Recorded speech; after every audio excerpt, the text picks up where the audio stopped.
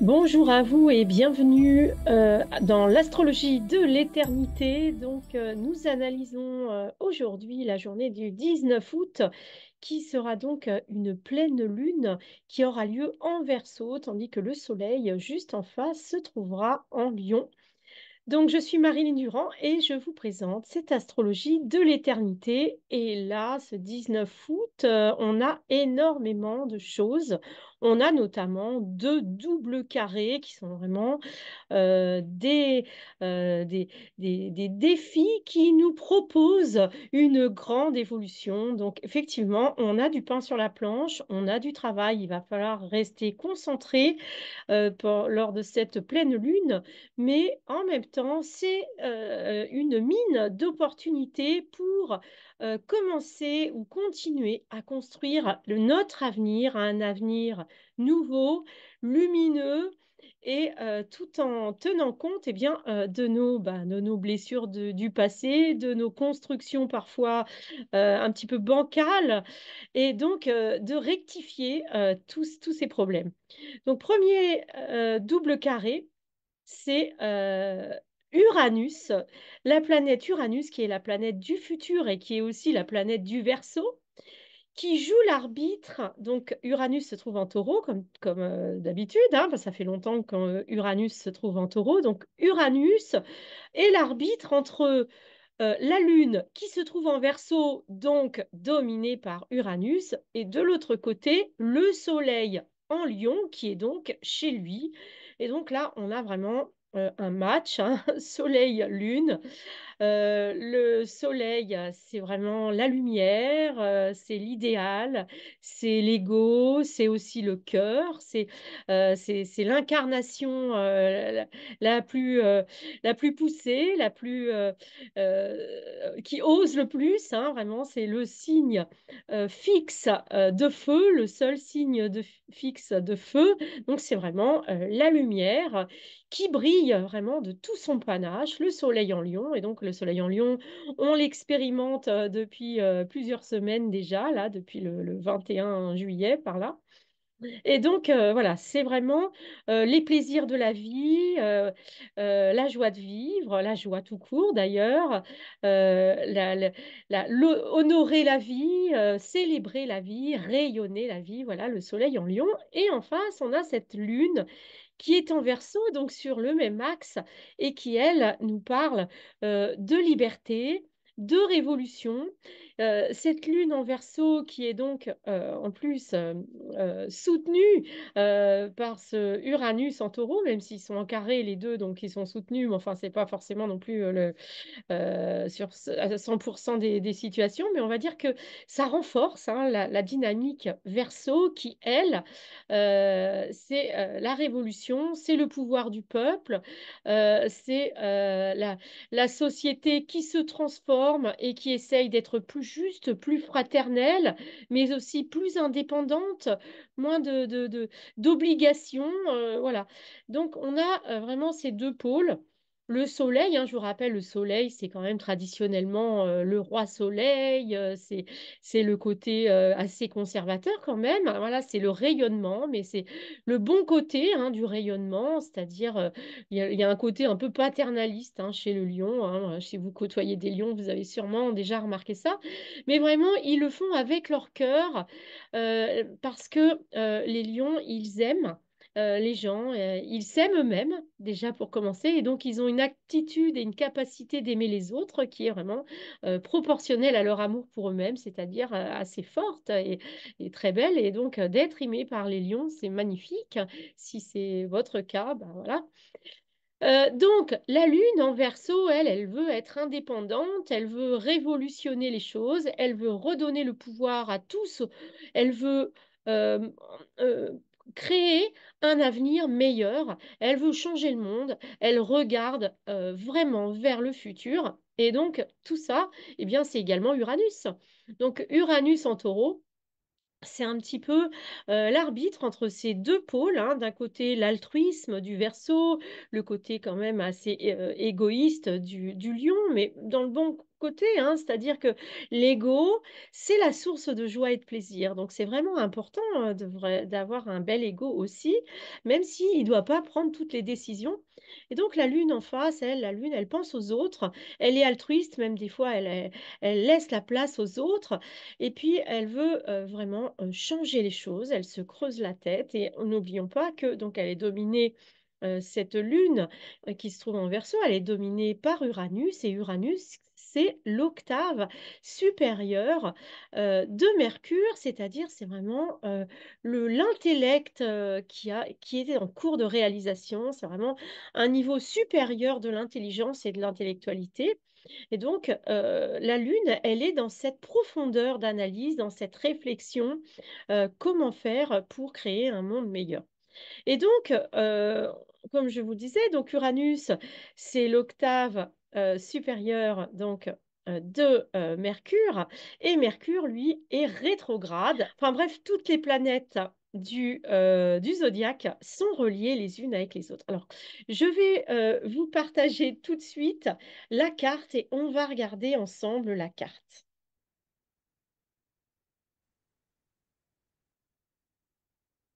Alors, regardons cette carte du 19 août, hein, qui donc, cette pleine lune a lieu en fin de journée, vers 19 heures, je crois, heure de Paris. Et donc, je vous ai parlé d'abord, vous pouvez suivre la petite flèche hein, que je vous montre là. Je vous ai d'abord parlé de la lune en Verseau, le soleil en Lion, qui se trouve juste en face. Alors d'ailleurs, on peut remarquer que le Lion, il est bien accompagné par Vesta et par la part de fortune et par Mercure. Ah ben oui, Mercure, l'intelligence de Mercure est illuminée également avec le Soleil. Donc c'est quelque chose vraiment qui a un rapport avec nos pensées, avec notre façon de considérer la vie. Et donc on voit Uranus ici qui est au carré à la fois de la Lune et à la fois du Soleil et de Mercure. Donc ça, c'est le premier carré, hein. Je vous rappelle que les carrés, c'est en rouge, comme ceci. Donc ça fait un angle droit, en fait, hein. Donc le double carré, là, il y a un carré qui part d'Uranus au Soleil. Donc le carré en T, ça veut dire le double carré, c'est-à-dire il y a un carré vers Vénus, vers la Lune et un carré vers le Soleil. Donc ça, ce qui fait un double carré et une opposition. Donc voilà. Donc je vous ai beaucoup parlé déjà de ça, même si voilà, il faut rajouter l'idée que Mercure, il est vraiment conjoint au Soleil, donc vraiment main dans la main, l'intelligence main dans la main avec l'idéal, avec le rayonnement du Soleil. Alors, deuxième aspect extrêmement important ce 19 août, c'est le double carré. Donc déjà la conjonction Mars-Jupiter qui est extrêmement serré hein, entre 17 et 19 degrés du Gémeaux. Et donc, double carré également, d'un côté avec Saturne qui se trouve en Poisson et de l'autre côté avec Vénus qui se trouve en Vierge. Donc, Mars et Jupiter, eh bien, c'est à la fois l'autorité, mais également l'action. Donc, l'action est amplifiée. L'autorité a un pouvoir d'action avec cette conjonction. Donc, ça veut dire que main dans la main, la capacité d'agir et l'autorité, la fermeté sont ensemble. Donc, c'est un aspect très dynamique, très actif, très constructif, même si il est donc au carré de Saturne, et on sait que Saturne représente la restriction, la réflexion, la sagesse. Moi, j'aime beaucoup Saturne, qui est quand même le maître du temps, c'est-à-dire que quand Saturne est là, eh bien, on est empêché de faire trop de bêtises parce que Saturne nous retient, Saturne nous met dans notre tête, surtout là en poisson. Saturne nous inspire la sagesse. Saturne nous inspire de créer un cadre, de bien réfléchir, de planifier les choses dans le temps, de réfléchir au déroulé de tous les processus reliés. Donc, moi, je trouve que Jupiter, Saturne, effectivement, c'est quelque chose qui est quand même fatigant parce que d'un côté, on a envie d'agir énormément et de l'autre côté, on a des peurs, on est retenu, on a des pensées pas limitantes, mais des pensées qui nous retiennent. Donc, qui nous limitent un petit peu. Donc, voilà, c'est là la difficulté entre Jupiter, qui en plus est avec Mars. Donc, Mars, ça accélère les choses, hein, et Saturne qui, lui, nous freine. Mais j'ai envie de dire, en poisson, Saturne, il est doux, il est, euh, il est calme et il est relié à tout ce qui est. Donc, c'est un Saturne, c'est pas un Saturne très autoritaire, le Saturne en poisson.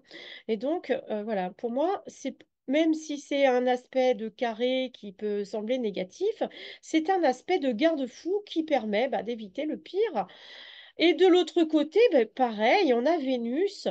Ben oui, Vénus, elle, elle, elle va en plus en Vierge. Elle aussi, elle est quand même dans la restriction. Donc, on a deux freins. Ce double carré autour de la conjonction Jupiter-Mars, ça limite la casse. Ah, ok, c'est pas toujours agréable d'être limité, de dire non dans sa tête ou à l'extérieur d'ailleurs, hein, parce que les limitations de ces planètes peuvent être exprimées à l'intérieur de vous-même par vos restrictions, vos doutes, et à l'extérieur de vous-même par les personnes autour de vous. Donc, c'est pas forcément ce qu'il y a de plus agréable, les restrictions, mais en même temps, c'est constructif parce qu'on se pose avec Saturne, on prévoit vraiment une construction de la réalité. Avec Vénus, on vérifie qu'il y a de l'harmonie, on vérifie qu'il y a de la douceur. Vénus, elle est là vraiment aussi pour nous apporter plus de calme et pour empêcher les Jupiter et Mars ensemble d'aller trop ruer dans les brancards. Donc moi, ce que j'aime bien faire, c'est voir en fait comment ils sont reliés. Et on va voir justement que là, on a plein de traits bleus. Et ces traits bleus, eh bien, c'est vraiment des aspects positifs, des aspects qui vont nous soutenir. Et on va regarder tout de suite comment est soutenu Uranus. Donc Uranus, lui, c'est le révolutionnaire, c'est celui qui veut changer le monde, c'est celui qui crée un futur nouveau, qui n'a pas peur de la technologie, qui n'a pas peur d'aller de l'avant et quitte parfois à être un peu froid, hein. Mais ici, on voit que Uranus, d'une part, il est relié très harmonieusement avec un sextile avec Neptune qui se trouve encore c'est chez elle en poisson. Donc Neptune en poisson, c'est l'inconnu, c'est les mondes parallèles, c'est les rêves, c'est l'inconscient, tout ça. Eh bien, tout ça, c'est extrêmement bien relié à Uranus. Neptune apporte vraiment du rêve, de l'imaginaire, de de la spiritualité chez Uranus. Et donc tout ça, c'est extrêmement bien pour Uranus. Ça nous donne un Uranus ouvert d'esprit et c'est pas quelqu'un qui rue dans les brancards sans s'occuper des autres, même si, bon, Uranus, de toute manière, dans le Verseau, il s'occupe des autres. Mais si vous voulez, là, avec Neptune, on est vraiment dans la compassion, la spiritualité, l'amour pour tout ce qui est. Donc ça, c'est quelque chose d'extrêmement positif. De l'autre côté, on a Uranus en taureau qui est en trigone avec Pluton. Et ça, c'est pareil, c'est quelque chose de positif puisque c'est un trigone.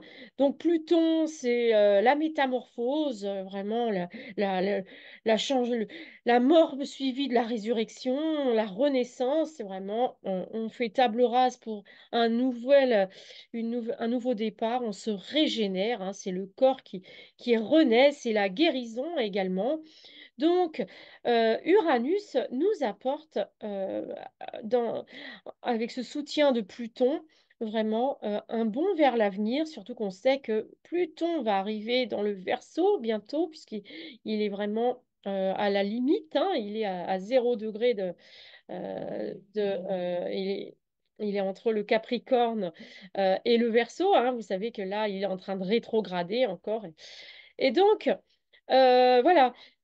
Euh, Uranus, qui est la planète des changements brusques, de la révolution, des accidents, des coups de foudre, à la fois des choses qui arrivent rapidement, positivement ou négativement.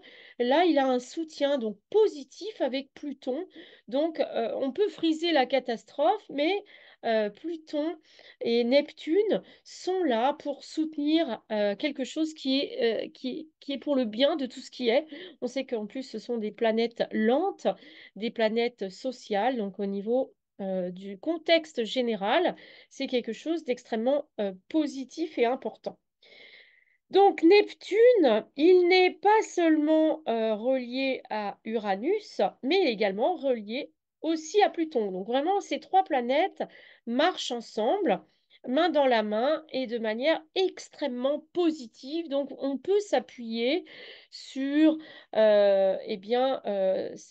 sur la foi, hein, avec Neptune, sur l'aspect spirituel, sur la régénération, sur le côté miraculeux des choses, hein, des miracles avec Uranus et Pluton et Neptune ensemble. C'est vraiment un trigone et des sextiles qui apportent le miracle, surtout que Neptune, qui est au centre de ce triangle, est en Poisson, mais également Pluton en Verseau et Jupiter en Gémeaux. Tout ça, c'est ouvert aux miracles et aux choses merveilleuses qui peuvent arriver.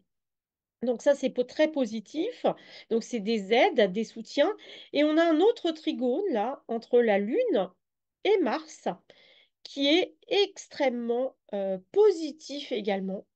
La Lune, euh, elle est donc au trigone de Mars et de Jupiter, et donc elle va amener un côté émotionnel, un côté intime, un côté euh, vraiment euh, passif, mais bienveillant à l'action de Mars et de Jupiter. Donc c'est quelque chose quand même qui n'est pas complètement négatif, cette carte du ciel. C'est une carte qui bouge, hein, qui est très dynamique, avec beaucoup de défis, mais on est vraiment soutenu pour gérer ces défis de manière positive. On voit également un quinconce ici. Qui n'est pas un-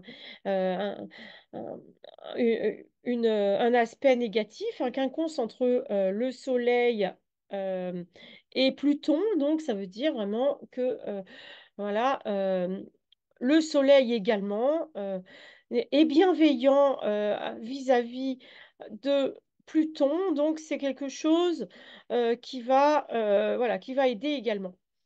Donc pour cette journée du 19 août et les journées d'avant et les journées qui suivent, hein, donc je vais me remettre sans la carte, voilà.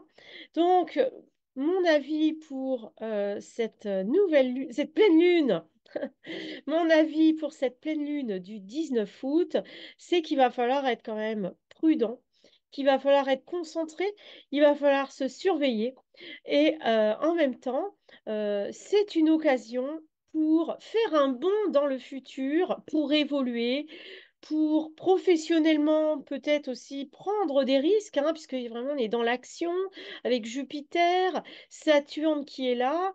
Voilà, on peut prendre des risques, mais il faut garder quand même la tête assez froide. Avec Saturne, avec Pluton et Neptune, eh bien, on est soutenu vraiment pour être inspiré, pour réfléchir. Il faut pas trop s'agiter, quoi. C'est vraiment une pleine lune où il est conseillé de ne pas ruer dans les brancards, la tête baissée dans le mur. Non, ça, vous évitez, c'est déconseillé. Mais si on est capable de bien gérer les opportunités qui se présentent à nous, eh bien, c'est une occasion vraiment de grandir importante. En plus, il y a vraiment une référence avec Jupiter et Saturne qui se remettent en carré. Il y a une référence avec ce qui s'est passé en janvier 2020. Donc, c'est l'occasion, si vous voulez, de dénouer des nœuds qui ont été installés à cette époque-là, donc au début du Covid. Donc, voilà, à nous vraiment d'être réfléchis, de préparer un avenir en conscience, avec réflexion, et d'utiliser la belle énergie qui est à notre disposition de manière positive, mais prudente, voilà, être prudent, être pondéré, réfléchir tout en agissant. Voilà, ça c'est vraiment le travail qui nous est demandé pour ce 19 août. Mais voilà, il faut vraiment être concentré. Moi, je vous invite, c'est ce que je vais faire moi, se faire de la méditation, des promenades à la campagne tranquillement, vraiment pour rester centré, rester concentré.